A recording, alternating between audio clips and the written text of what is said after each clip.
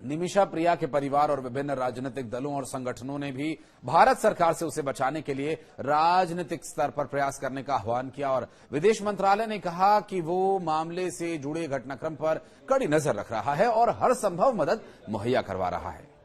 नमस्कार, मैं हूं आशीष त्रिपाठी आपके साथ। भारतीय नर्स निमिषा को बचाने से संबंधित याचिका पर सुनवाई होनी है। याचिका में केंद्र सरकार को निर्देश देने की मांग की गई है और ये कि भारतीय नर्स को बचाने के लिए कि राजनयिक माध्यमों का इस्तेमाल हो। जस्टिस विक्रमनाथ और जस्टिस संदीप मेहता की पीठ इस मामले पर सुनवाई कर सकती है और ये याचिका सेव निमिषा प्रिया इंटरनेशनल एक्शन काउंसिल नाम के संगठन द्वारा दायर की गई है, जो नर्स की सहायता के लिए कानूनी सहायता दे रहा है।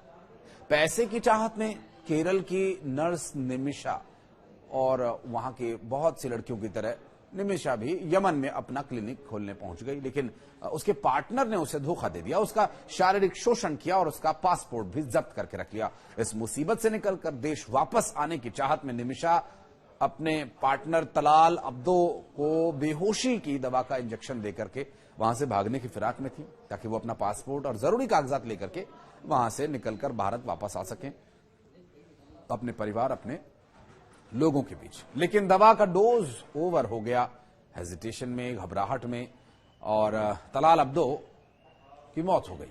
निमिषा को जेल हो गई। 16 जुलाई को उसे फांसी होनी है।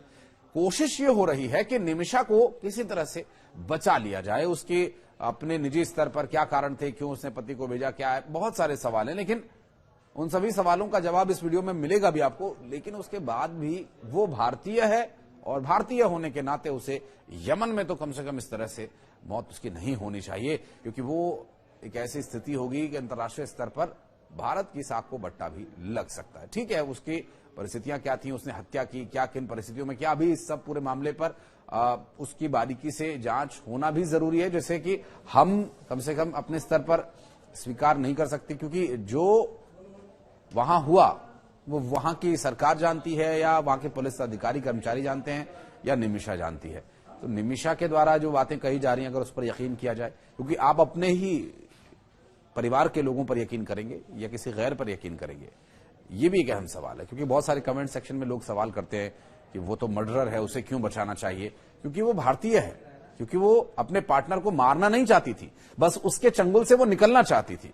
केरल की बड़ी संख्या में लड़कियां नर्स की नौकरी करने के लिए यमन, कतर, सऊदी अरब, संयुक्त अरब अमीरात, ओमान, बहरीन, कुवैत जैसे देशों में जाती हैं बेहतर वेतन, बेहतर सुविधाओं की तलाश में।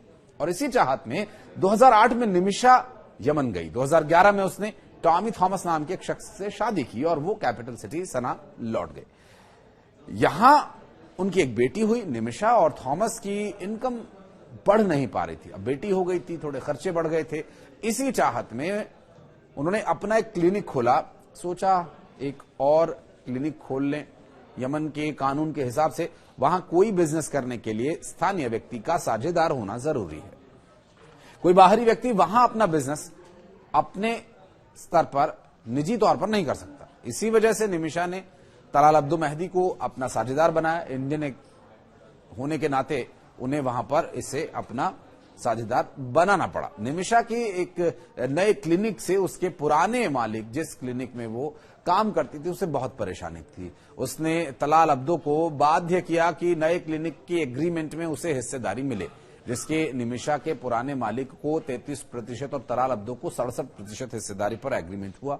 तलाल अब्दो निमिषा का पुराना परिचित था और वो जिस क्लिनिक में काम करती थी वहीं पर तलाल भी काम करता था। उन लोगों के बीच अच्छे संबंध थे। तलाल अब्दो 2015 में उसके साथ भारत भी आया था। परेशानी तब खड़ी हुई जब तलाल की असली फितरत सामने आई।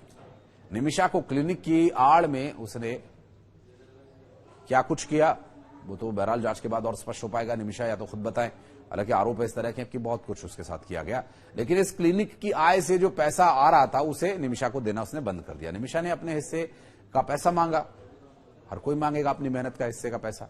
उसने उसके साथ प्रताड़ना शुरू कर दी, उससे शारीरिक रूप से प्रताड़ित करने लगा। और इतना ही नहीं, उसने एक फर्जी मैरिज सर्टिफिकेट भी कोर्ट में पेश करके ये साबित कर दिया कि दोनों की तो शादी हो चुकी है। और उसने निमिषा का पासपोर्ट, अन्य जरूरी कागजात सब कुछ जब्त करके अपने पास रख लिया। और इस वजह से निमिषा भारत नहीं आ पा रही थी। और इसी वजह से उसने तलाल अब्दो को बेहोशी की दवा का इंजेक्शन दिया ताकि वो अपने कागज ले और वहां से निकले।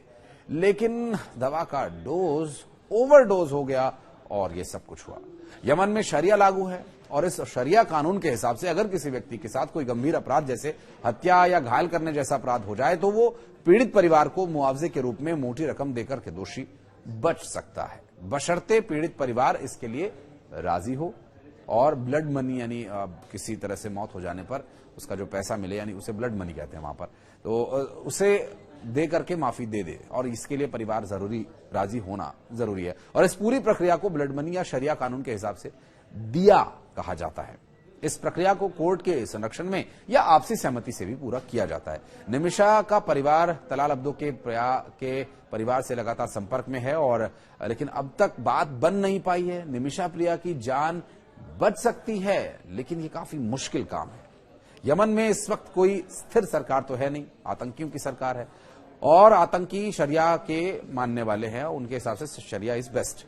और इन आतंकवादियों की सरकार ने अभी तक इस पूरे मामले में निमिषा को पूरा बोलने का मौका तक नहीं दिया है। ऐसे भी आरोप निमिषा के परिवार के द्वारा लगाए जा रहे हैं और ये हुतियों की सरकार से सीधा संपर्क भी नहीं हो पा रहा है। इस वजह से राजनीतिक प्रयास करने की जो कोशिश है वो कब तक, किस हद तक कामयाब होगी ये तो कह पाना मुश्किल है। लेकिन जो दूसरा आसान उपाय वो ये कि निमिषा के परिजन तलाल के परिजनों को ब्लड मनी देकर समझौता कर लें। अभी परिवार राजी होगा नहीं होगा ये तो बात की बात है, उसकी जान बच सकती है इसी एक प्रयास से। प्रयास जारी हैं, अब तक तलाल का परिवार इसके लिए राजी नहीं हुआ है।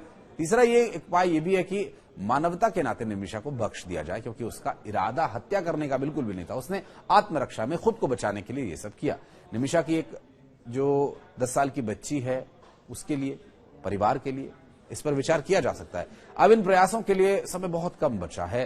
केरल के मुख्यमंत्री पी विजयन ने प्रधानमंत्री नरेंद्र मोदी को इस मामले में हस्तक्षेप किए जाने की मांग की और एक पत्र लिखा। प्रधानमंत्री को लिखे पत्र से अनुरोध किया गया कि वे इस मामले को बिना किसी देरी के यमन के अधिकारियों के सामने उठाएं।